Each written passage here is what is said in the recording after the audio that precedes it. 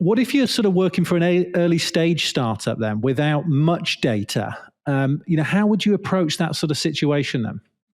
I feel like that's been my experience to date, to be honest with you. Yeah.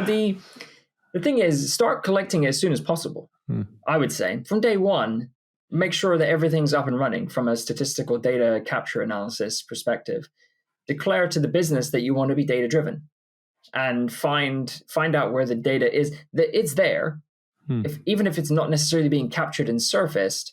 Everything's tracked now for the most part, and it's somewhere in the business. Now, if you can't access it, that's something that you can work on and you can start to build out. But essentially, you can put things in place right away. When I joined V, immediately we started with tracking conversions, tracking analytics, tracking SEO, tracking all the sort of major data points that we would need from a marketing function. And I was the only person in, and the only remit really at the time was hiring people.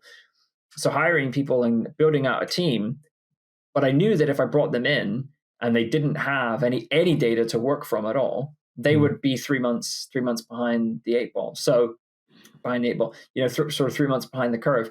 And so making sure that you've got that in place, the stuff that you can track and the stuff that you can record, then do it and start it as soon as possible, because you're going to start to build that library of data points, which you can then look back on. Now, 9 months in at V, I've got a treasure trove of things that I can say, okay, cool. This is where we're at. This is what we've achieved. And this is how we can take things into 22. And yeah, my confidence level on the accuracy of the data might be, a C+, but next year the goal is to get that to like a B. It's solid. We can forecast pretty well now because we've now got a whole year's worth of data and funnel metrics and funnel information to sort of pull from.